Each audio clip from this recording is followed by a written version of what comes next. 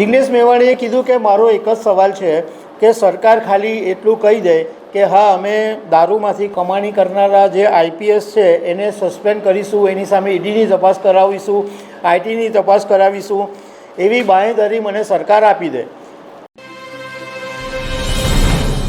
ગુજરાતના એક પત્રકાર ડૉક્ટર હરિભાઈ દેસાઈને તાજેતરમાં જિગ્નેશ મેવાણીએ એક ઇન્ટરવ્યૂ આપ્યો છે અને એ ઇન્ટરવ્યૂની અંદર આ દારૂ ગાંજાની જે લડત છે એની શરૂઆત કેવી રીતના થઈ અને ગુજરાતમાં કેટલા ડ્રગ્સના કેસો છે, આવી બધી બાબતો જિગ્નેશ મેવાણીએ આ ઇન્ટરવ્યૂની અંદર શેર કરી છે।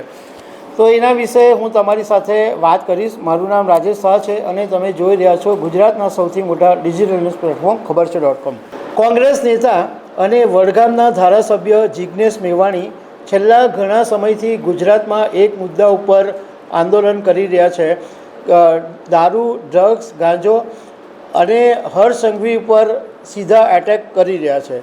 હવે એમણે તાજેતરની અંદર એક સીધું અને સટ યુટ્યુબ ચેનલ છે એના ડૉક્ટર હરિભાઈ દેસાઈને એક ઇન્ટરવ્યૂ આપ્યો છે અને એની અંદર જિગ્નેશ મેવાણીએ વાત કરી કે આખા જે આ દારૂબંધીનું જે અભિયાન છે એની જે લડત છે એની શરૂઆત કેવી રીતના થઈ। તો જિગ્નેશ મેવાણીએ એવું કીધું કે 2017ની અંદર જ્યારે હું ધારાસભ્ય બન્યો ત્યારે ગોમતીપુરા વિસ્તારની અંદર મારી એક સભા હતી અને એ વખતે કેટલીક મહિલાઓએ મને ફરિયાદ કરી કે અહીંયા આગળ અમારા વિસ્તારની અંદર દારૂ મળે છે અને એને કારણે પ્રોબ્લેમ એવો છે કે અમારા અહીંયા આગળ કોઈ દીકરીઓ આપવા તૈયાર નથી થતી, કારણ કે ચાલીઓની અંદર દારૂ વેચાય છે। તો જિગ્નેશ મેવાણી કહે કે 2017માં એ વખતે આ મહિલાઓની વાત સાંભળીને હું એકદમ ચોંકી ગયો હતો અને મેં મારી સભાને બધું સન્માન બન્માન અટકાવી અને હું સીધો ગોમતીપુર પોલીસ સ્ટેશને લઈને ગયો, કારણ કે મને એ વખતે એવું લાગ્યું કે આ બહેનો માતાનું અપમાન છે અને દારૂના અડ્ડા કેવી રીતના ચાલી શકે। તો ગોમતીપુરા પોલીસ સ્ટેશનમાં હું ગયો અને મારો ઈરાદો એવો જ હતો કે આ લોકોનો જે એટીટ્યૂડ છે એ મારે તોડવો છે।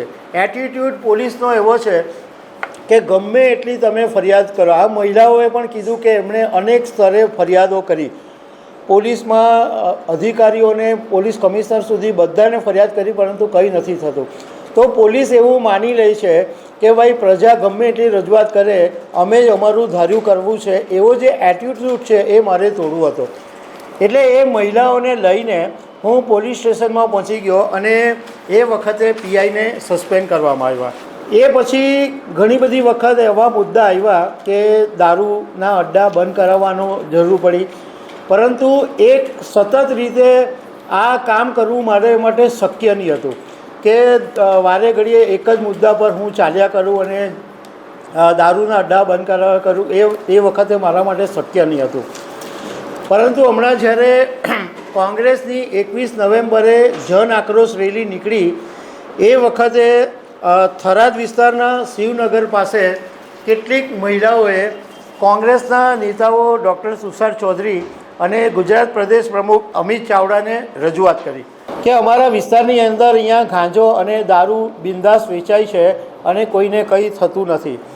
એટલે 21 નવેમ્બરે જ્યારે આ જન આક્રોશ રેલી નીકળી ત્યારે મેં પછી ડૉક્ટર તુષાર ચૌધરી અને અમિત ચાવડાને એમ કીધું કે તમે એક કામ કરો, તમે જન આક્રોશ યાત્રા છે એને આગળ વધારો અને આ મુદ્દાને લઈને હું પોલીસ સ્ટેશન જાઉં છું। હવે પોલીસ સ્ટેશન હું થરાદ પોલીસ સ્ટેશન ગયો અને સાથે સાથે જિગ્નેશ મેવાણીએ એ પણ વાત કરી કે હું હંમેશા પહેલાં બહુ જ શાલીનતાથી કોઈ પણ પોલીસ અધિકારી હોય એને વાત કરું છું કે આ જે અડ્ડા ચાલે છે એ તમે બંધ કરાવશો?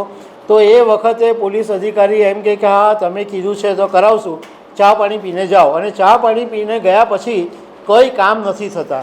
એટલા માટે હવે હું શાલીનતાથી પહેલાં વાત કરું, પરંતુ એ પછી હું મારી સ્ટાઇલમાં વાત કરું છું અને આક્રોશ સાથે એમ કહું કે તમે અડ્ડા બંધ કરાવશો કે પછી હું કરંટ આપું, તો પોલીસ એક્શનમાં આવે છે। અને એમણે એવી બી વાત કરી કે આ જે થરાદ વિસ્તાર છે એમાં એસપી હમણાં થોડાક દિવસ પહેલાં જ આવ્યા છે, પીઆઈ પણ નવા આવ્યા છે 10-15 દિવસથી। પણ જે ડેપ્યુટી એસપી છે એની જવાબદારી બનતી હતી કે નવા એસપીને જાણ કરે કે અહીંયા ઘડી આ વિસ્તારની અંદર આવી રીતના દારૂના અડ્ડા ચાલે છે, અહીંયા ઘડી આવી રીતના ગાંજો આવે છે. જિજ્ઞેશ મેવાણીએ કીધું કે મોટી ઉંમરની મહિલાઓ મને રજૂઆત કરી એટલે મને બહુ દુઃખ થયું કે મહિલાઓને આવી રજૂઆત કેમ કરવી પડે. અને મહિલાઓએ એમ પણ કીધું કે થરાદ વિસ્તારની અંદર તો દારૂ હોમ ડિલિવરી થાય છે. અને એમણે એવું કીધું કે મને કોઈ મંત્રી બનવામાં કે આગળ વધવામાં રસ નથી, મને લોકોના પ્રશ્નમાં રસ છે અને હું પરિણામ સુધી લડવાવાળો માણસ છું. જ્યાં સુધી પરિણામ નહીં આવે ત્યાં સુધી હું મુદ્દો છોડતો નથી.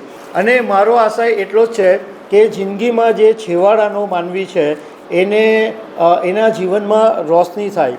જિજ્ઞેશ મેવાણીએ આ ઇન્ટરવ્યૂની અંદર એક બહુ ચોંકાવનારી વાત કરી છે. એમણે એક ગુજરાત સમાચારનો અહેવાલ ટાંકીને એવું કીધું કે ગુજરાત સમાચારની અંદર તાજેતરમાં જે ડ્રગ્સ વિશે આંકડા છપાયા છે એ બહુ ચોંકાવનારા છે. 48,000 લોકોએ જે ડ્રગ્સ છોડાવવા માટેનું જે મુહિમ હોય છે એમાં 48,000 લોકોએ કોલ કર્યા છે અને 17 લાખ પુરુષો અને 1.85 લાખ મહિલાઓ ગુજરાતની અંદર ડ્રગ્સના રવાડે ઓલરેડી ચઢી ગયા છે એવું જિજ્ઞેશ મેવાણીએ ગુજરાત સમાચારના અહેવાલને ટાંકીને કીધું છે. એમણે એમ કીધું કે ગુજરાતના લોકોએ એ વસ્તુ હવે સમજવાની જરૂર છે કે આપણા ગુજરાતને ડ્રગ્સના રવાડે ચઢાવવું છે. કારણ કે બીજો પણ એમણે એક મુદ્દો કીધો કે દરિયાકાંઠેથી 72,000 કરોડનું ડ્રગ્સ પકડાયું, પરંતુ જે સરકારે આંકડા આપ્યો અને જે ખરેખર હતું એના આંકડામાં વિસંગતતા હતી.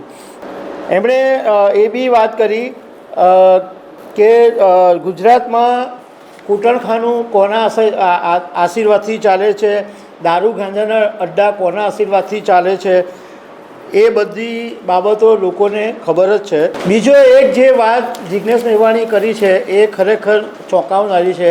એમણે એમ કીધું કે ઘણી બધી બાબતો ઇવન પોલીસ કોન્સ્ટેબલોએ પણ અમારી સાથે એ વાત કરી છે કે જે લોકો ડ્રગ્સના રવાડે ચડે છે અને જે લોકોને ડ્રગ્સ મળતું નથી એ લોકોની હાલત એટલી બધી ખરાબ થઈ જાય છે કે માતાની ચેન ચોરી લે છે, હુમલા કરે છે, ઘરમાં તોડફોડ કરી નાખે છે.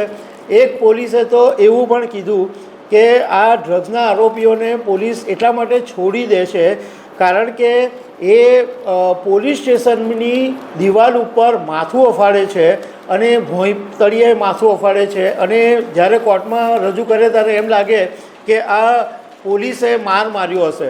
એટલા માટે પોલીસો પણ આવા ડ્રગ્સના આરોપીઓને રાખતા નથી અને આ એક બહુ જ ગંભીર ચિંતાનો વિષય છે. જિજ્ઞેશ મેવાણીએ કીધું કે મારો એક જ સવાલ છે કે સરકાર ખાલી એટલું કહી દે કે હા અમે દારૂમાંથી કમાણી કરનારા જે આઈપીએસ છે એને સસ્પેન્ડ કરીશું, એની સામે ઈડીની તપાસ કરાવીશું, આઈટીની તપાસ કરાવીશું, એવી બાંહેધરી મને સરકાર આપી દે. પણ સરકાર આપશે નહીં એટલે આખા આ જન આક્રોશ રેલી તો ચાલશે, પરંતુ આ મુદ્દો છે એને હું છેલ્લે સુધી લડીશ એવી જિજ્ઞેશ મેવાણીએ વાત કરી છે. તો દર્શક મિત્રો, આવી અનેક વાતો સાથે અમે તમને મળતા રહીશું. Thank you very much.